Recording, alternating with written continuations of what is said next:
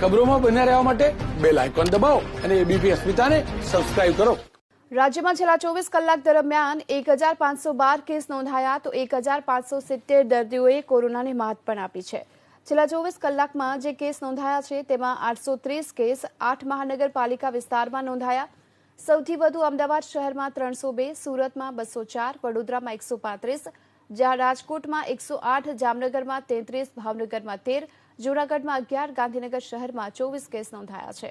આ સાથોસાથ જિલ્લાની વાત કરીએ તો અમદાવાદ જિલ્લામાં 23, સુરત જિલ્લામાં 48, વડોદરા જિલ્લામાં 41, રાજકોટ જિલ્લામાં 45, જામનગર જિલ્લામાં 12, ભાવનગર જિલ્લામાં 5, જૂનાગઢ જિલ્લામાં 11, ગાંધીનગર જિલ્લામાં 38 કેસ નોંધાયા છે।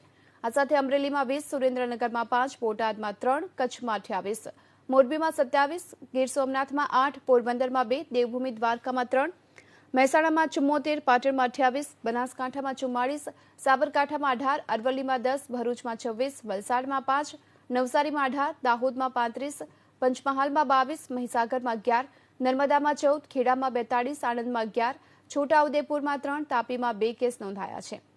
રાજ્યમાં હવે કુલ પોઝિટિવ કેસનો આંક 2,12,700 પાર પહોંચી ચૂક્યો છે। વાત મૃત્યુની કરીએ તો છેલ્લા 24 કલાકમાં વધુ 14 દર્દીઓના મૃત્યુ થયા। સૌથી વધુ અમદાવાદ શહેરમાં 8 વ્યક્તિઓએ પોતાનો જીવ ગુમાવ્યો। સુરતમાં આંક 2 પર પહોંચ્યો છે। ગાંધીનગર જિલ્લા, રાજકોટ શહેર અને સાબરકાંઠા તેમજ સુરત જિલ્લામાં કોરોનાની સારવાર દરમિયાન એક વ્યક્તિનું મૃત્યુ થયું। રાજ્યમાં હવે કુલ મૃત્યુઆંક વધીને 4,018 પર પહોંચી ચૂક્યો છે।